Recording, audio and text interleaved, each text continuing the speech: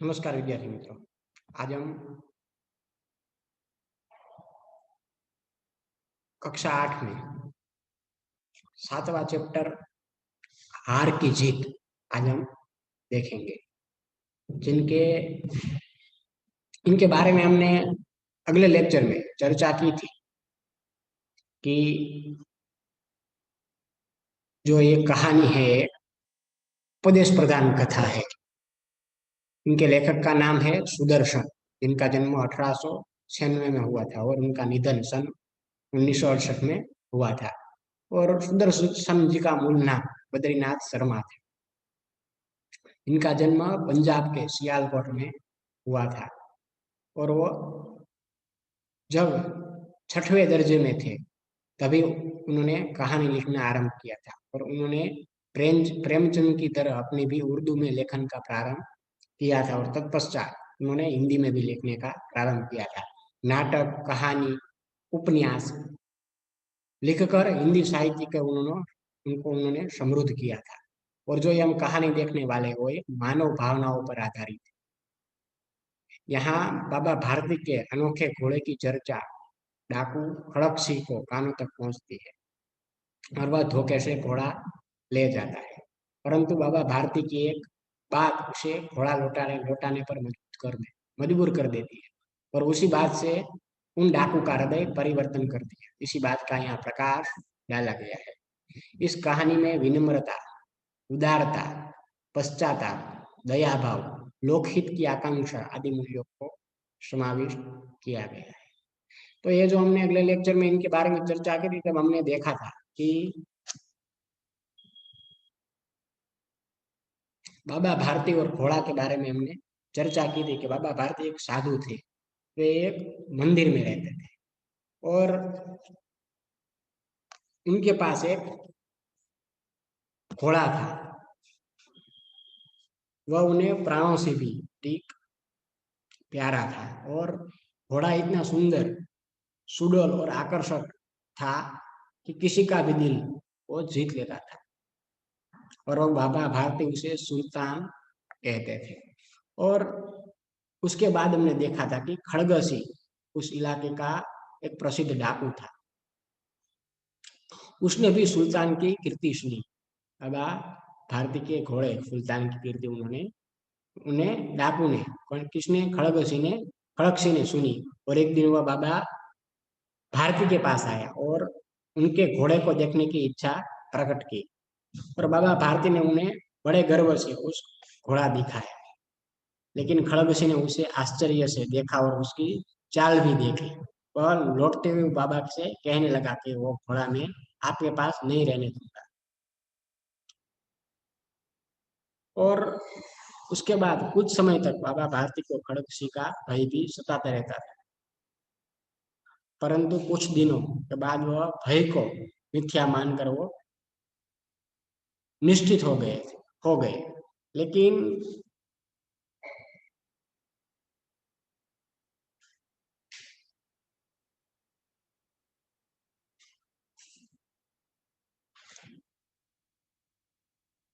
बाबा भारती एक दिन अपने घोड़े पर बैठकर घूमने जा रहे थे। सहसा उन्होंने एक कगले अपाहिज की दीनता भरी आवाज आवाज सुनी। और उसने बाबा से कहा कि मैं 3 मील दूर रामवाला गांव में अपने सौतेले भाई को वहां जाना चाहता हूँ।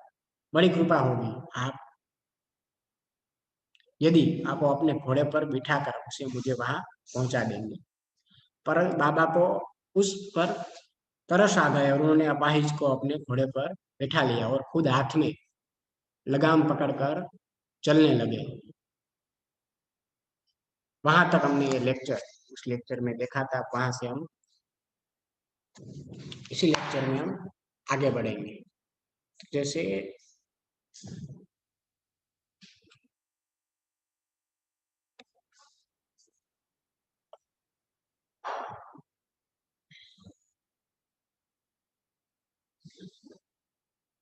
आगे इस लेक्चर में हम आगे बढ़ेंगे। सहसा उन्हें एक झटका सा लगा और लगाम हाथ से छूट गई। उनके आश्चर्य का ठिकाना न रहा। जब उन्होंने देखा कि अपाहिज घोड़े की पीठ पर तन कर बैठा है और घोड़े को दौड़ाए लिए जा रहा है, उनके मुख से भय, विस्मय और निराशा से मिली हुई चीख निकल गई। वह अपाहिज डाकू खड़क सिंह था। बाबा को जो घोड़े पर बैठकर बाबा जा रहे थे, और इसी बीच सहसा अचानक उनको थोड़ा सा झटका लगा कि वो जो हाथ में बाबा भारती जो अपने घोड़े की लगाम लेकर लगाम हाथ में पकड़ कर जा रहे थे, वो हाथ से छूट गई और उनके आश्चर्य का ठिकाना न रहा। और जब उन्होंने देखा कि वो अपाहिज अपाहिज यानी कि अपंग, विकलांग, वो घोड़े की पीठ पर तन कर तान कर वो बैठकर घोड़ा घोड़े को दौड़ाए लिए जा रहा है, और उनके मुख से ये भय, विस्मय और निराशा से मिली हुई चीख निकल गई। वह अपाहिज डाकू खड़क सिंह था। कि विस्मय यानी कि आश्चर्य, कि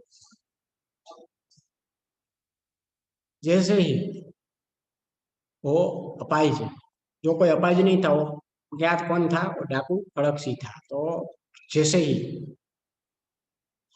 उनके मुख से, किसके मुख से, बाबा भारती के मुख से वो विस्मय और निराशा से मिली हुई चीख निकल गई कि वह अपाहिज कौन था, डाकू खड़क सिंह था। अब आगे बाबा भारती कुछ देर तक तो चुप रहे। इसके पश्चात कुछ निश्चय कर पूरे बल से चिल्लाकर बोले, जरा ठहर जाओ। खड़क सिंह ने आवाज सुनकर घोड़ा रोक लिया। उनकी गर्दन पर प्यार से हाथ फेरते हुए कहा, बाबा, बाबा जी, यह घोड़ा अब न दूंगा। बाबा भारती जैसे ही विस्मय हो गए और उसकी चीख निकल गई। वो अपाई डाकू खड़क सी था, इसलिए बाबा भारती कुछ देर चुप रहे और बाद में उनको पूरी निश्चय करके उसके बल से उन्होंने चिल्लाकर बोले, क्या बोले कि जरा ठहर जाओ। तब ये जो बाबा चिल्लाकर बोले तो डाकू खड़क सिंह ने उसकी आवाज सुनकर घोड़ा रोक लिया। जो जो घोड़े को दौड़ाए लिए जा रहा था, वो घोड़ा रोक लिया और उसकी गर्दन पर वो प्यार से हाथ फेरते, किसकी गर्दन पर, घोड़े की गर्दन पर हाथ फेरते हुए कहा कि बाबा जी, ये मैं घोड़ा अब आपको नहीं दूंगा। अब आप, यहाँ हमारे सामने पिक्चर फोटो दिखाई दे रही है, जो खड़क सिंह अपाइज के रूप में बाबा का घोड़ा लिए जा रहा है, तो यहाँ पिक्चर हमारे सामने दिखाई दे रही है। अब आगे बढ़ते हैं।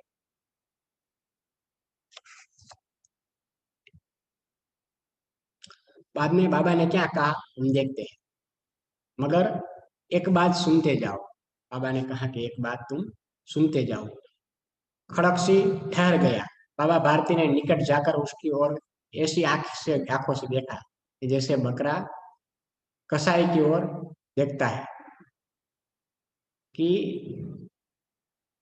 बाबा ने खड़क सिंह उनको कहा कि मगर एक बात तुम सुनते जाओ। तो खड़क सिंह ठहर गया और बाबा भारती के ओर निकट जाकर, निकट यानी नजदीक, पास, और नजदीक जाकर उसकी ओर ऐसी आंखों से देखने लगा कि जैसे बकरा कसाई की ओर देखता है। फिर कहा, किसने, खड़क सिंह ने, यह घोड़ा तुम्हारा हो चुका है, हो चुका। मैं तुमसे इस वापस करने के लिए नहीं कहूंगा। बाबा ने कहा, क्या कहा, कि तुम मेरे पास से वो घोड़ा ले गए हो, इसलिए अब ये घोड़ा तुम्हारा हो चुका। मैं तुमसे इसे वापस करने के लिए कहीं नहीं कहूंगा, परंतु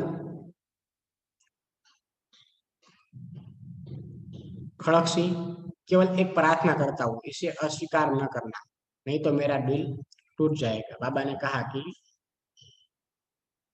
मैं तुमसे एक घोड़ा वापस करने के लिए नहीं कहूंगा, परंतु खड़क सिंह, केवल एक प्रार्थना करता कि इसे अस्वीकार मत करना, नहीं तो मेरा दिल टूट जाएगा।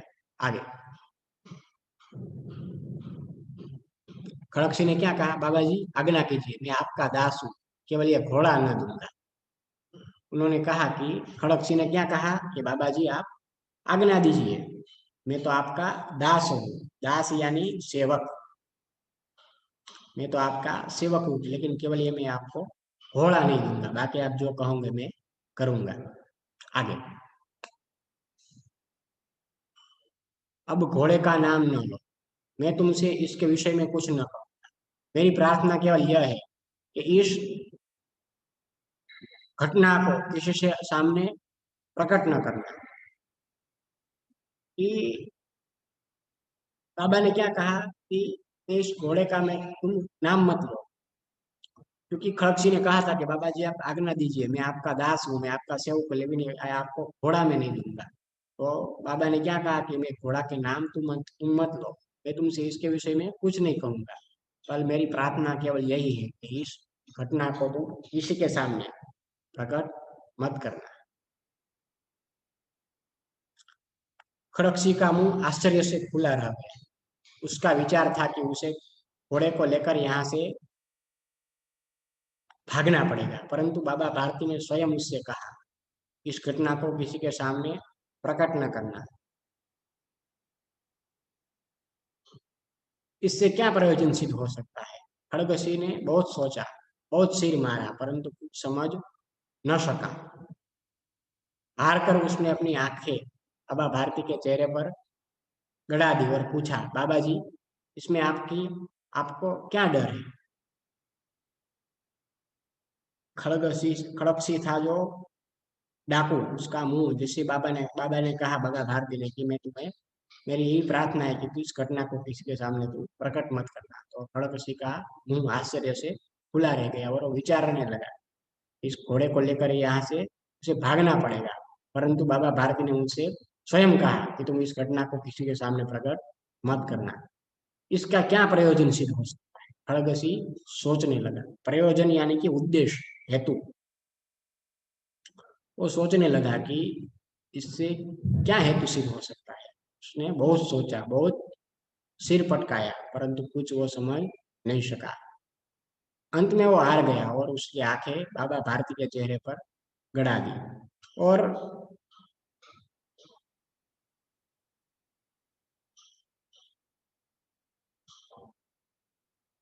यहाँ हमने देखा कि मुंह आश्चर्य से खुला रह गया। एक हमने वो देखा था मुहावरे, यानी कि बहुत आश्चर्य होना, बहुत आश्चर्य होना। यानी कि बाबा भारती ने कहा उसको कि ये घटना किसी के सामने प्रकट मत करना है, इसलिए खड़गसी का मुंह आश्चर्य से खुला रह गया। यानी कि बहुत आश्चर्य होना, वो आश्चर्य हो गया, बाबा ने ऐसा क्यों कहा। उसने इसका प्रयोजन, उसका हेतु सिद्ध करने के लिए बहुत सोचा, बहुत सिर पटकाया, लेकिन कुछ भी समझ नहीं पाया। अंत में वो हार गया और उसकी आंखें बाबा भारती के चेहरे पर गड़ा दी और पूछने लगा कि बाबा जी इससे आपको क्या डर है? आगे,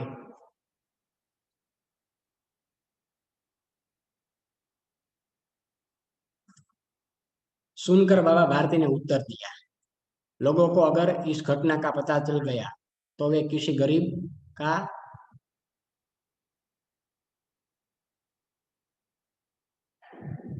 विश्वास न करेंगे। यह कहते कहते उन्होंने सुल्तान की ओर से इस तरह मुंह मोड़ लिया, जैसे उनका कोई संबंध ही नहीं रहा। कि बाबा भारती ने उसको क्या कहा कि लोगों को अगर इस घटना का पता चल गया कि मैंने एक अपाइज को घोड़े पर बिठाया था और वो खड़गसी डाकू निकला और वो घोड़ा लेकर चला गया, इस घटना का पता चल गया तो वो किसी भी कोई भी गरीब पर वो विश्वास नहीं करेंगे। ऐसा कहते कहते बाबा ने सुल्तान जो उनका घोड़ा था उसकी तरफ जो उनका मुंह था वो मोड़ लिया और उसका उनका कोई संबंध इससे नहीं रहा, वैसे उन्होंने अपना मुंह मोड़ लिया। बाबा भारती चले गए, परंतु उनके शब्द खड़गसी के कानों में उसी प्रकार गूंज रहे। सोचता था कैसे ऊंचे विचार है, पवित्र भाव है, उन्हें इस घोड़े से प्रेम था। इसे देखकर उनका मुख फूल की नाई खिल जाता था।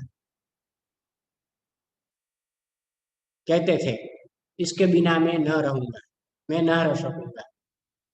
कि जैसे ही ऐसा कहकर बाबा भारती वहां से चले गए, परंतु ये खड़क सिंह के मन में उनके ये शब्द उसके कानों में गूंजते रहे। और वो सोचने लगा कि कैसे उनके उच्च विचार है, पवित्र उनका भाव है, और उन्हें इस घोड़े से बहुत प्रेम था, इसको बाबा भारती को। और वह देखकर उनका मुख फूल की नाई तरह खिल जाता था। और वो कहते थे कौन, बाबा भारती के इसके बिना मैं न रह सकूंगा। आगे, इसकी रखवाली में वे कई रात सोए नहीं, भजन भक्ति न कर रखवाली करते रहे, परंतु आज इनके मुख पर दुख की रेखा तक दिखाई न पड़ती थी। उन्हें केवल यह ख्याल था कि कहीं लोग गरीबों पर विश्वास करना न छोड़ दे। ऐसा मनुष्य मनुष्य नहीं, देवता है।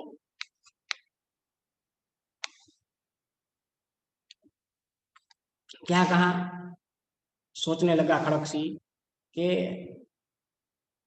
इसकी रखवाली, किसकी, सुल्तान घोड़े की रखवाली करने में बाबा ने कई रात सोए भी नहीं होगा। कि पहले हमने अगले लेक्चर में देखा था कि खड़क सिंह वहां बाबा भारती को कहकर गया था कि मैं यह घोड़ा आपके पास नहीं रहने दूंगा, मैं उसे ले जाऊंगा। इसलिए बाबा को थोड़ा डर सा आ गया था, इसलिए वो कई रातों तक सोए भी नहीं थे और भजन भक्ति भी नहीं की थी, और उसकी सदा रखे वाली करते रहते थे।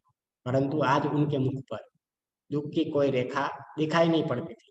उन्हें केवल यह ख्याल था कि कई लोग गरीबों पर विश्वास करना छोड़ न दे। ऐसा मनुष्य मनुष्य नहीं, देवता है। ऐसा कौन सोचने लगा, जो खड़क सी डाकू था वो। अब आगे, रात्रि के अंधकार में खड़क सिंह बाबा भारती के मंदिर में पहुंचा। चारों ओर सन्नाटा था, आकाश में तारे टिमटिमा रहे थे। थोड़ी दूर पर गांव के कुत्ते भौंक रहे थे, गांव के कुत्ते भौंक रहे थे। मंदिर के अंदर कोई शब्द सुनाई न देता था। खड़क सिंह सुल्तान की बाग पकड़े हुए था। वह धीरे धीरे अस्तबल के फाटक पर पहुंचा। फाटक खुला पड़ा था।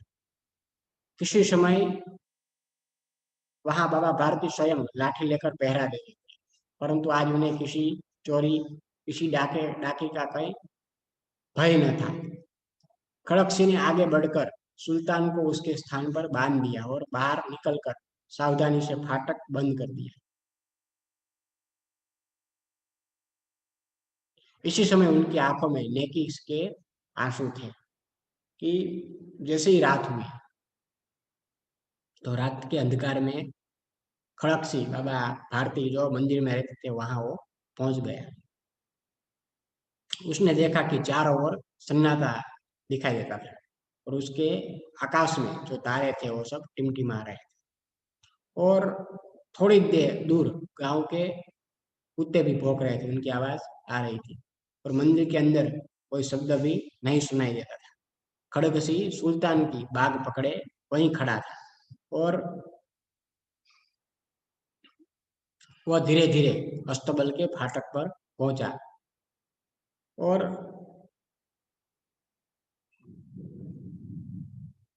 अस्तबल का हमने देखा था कि घुड़साल यानी कि अश्वशाला, वो अश्वशाला में पहुंचा और फाटक खुला पड़ा था, उसने देखा। और वो सोच रहा है कि किसी समय यहाँ बाबा भारती स्वयं लाठी लेकर पहरा देते थे, परंतु आज उन्हें किसी चोरी या किसी डाके का कोई भय नहीं था। इसलिए खड़ग सिंह वो वहां आगे बढ़कर सुल्तान को, जहां बाबा भारती उसको बांध दिया करते थे, वहां बांध दिया। और वह बाहर निकल कर सावधानी से फाटक बंद कर दिया। और इसी समय उसकी आंखों में नेकी के आंसू थे। नेकी यानी कि भलाई। हमने आगे देखा, हानि यानी कि नुकसान, मनुष्यत्व यानी इंसानियत, सन्नाटा यानी चुप्पी, खामोशी, बाग यानी लगाम। हमने यहाँ देखा ना कि वो सुल्तान की बाग पकड़े हुए खड़ा था। बाग यानी लगाम, और नेकी यानी भलाई, उसकी आंखों में भलाई के आंसू थे। बाग,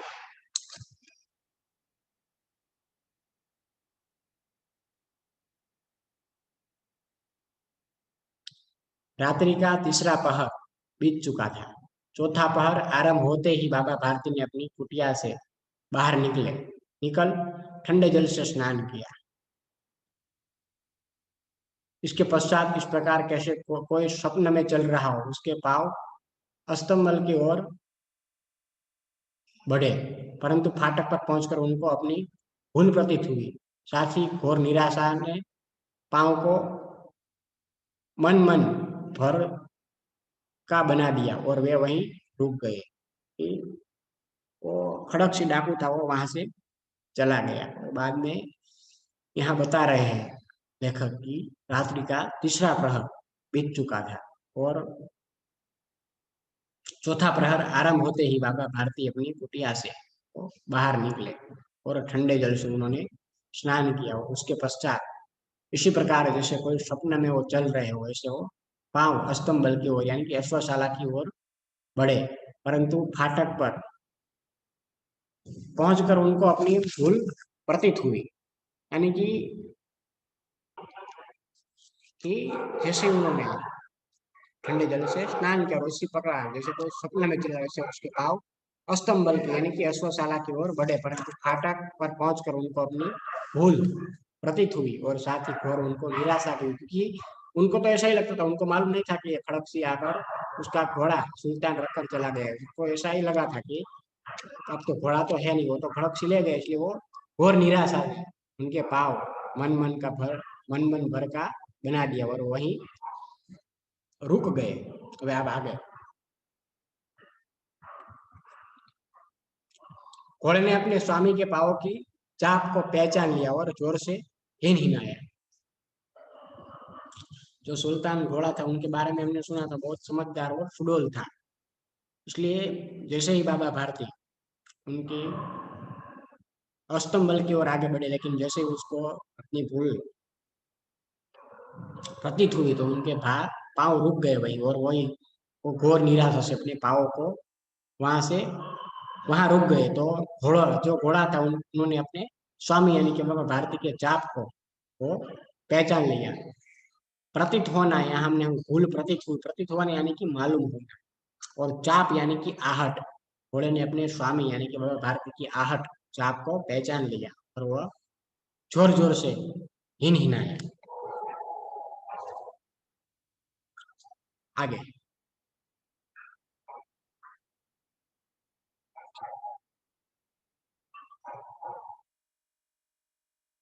अब बाबा भारती आश्चर्य और प्रसन्नता से दौड़ते हुए अंदर घुसे और अपने प्यारे घोड़े से गले लिपट कर इस प्रकार रोने लगे, मानो कोई पिता बहुत दिन से बिछड़े हुए पुत्र से मिल रहा।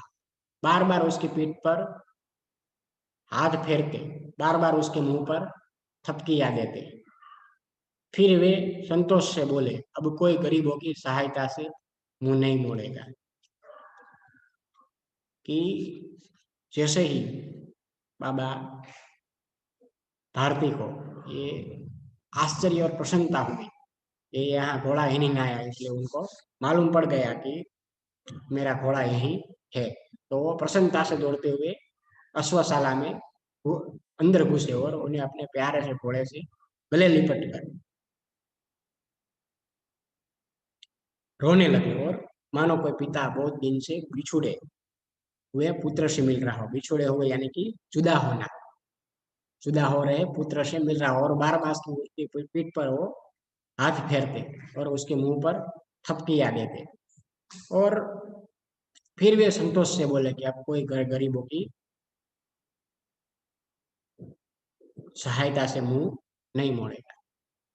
और क्योंकि उसको अपना घोड़ा जो था वो वहां से मिल चुका था। तो हमने यहाँ देखा कि इसी चैप्टर में हमने देखा कि जैसे ही बाबा भारती अपनी लगाम पकड़कर जो चलने लगे थे, उसको अचानक अपाई झटक कर वो लगाम ले ली और वह घोड़े को ले भागा।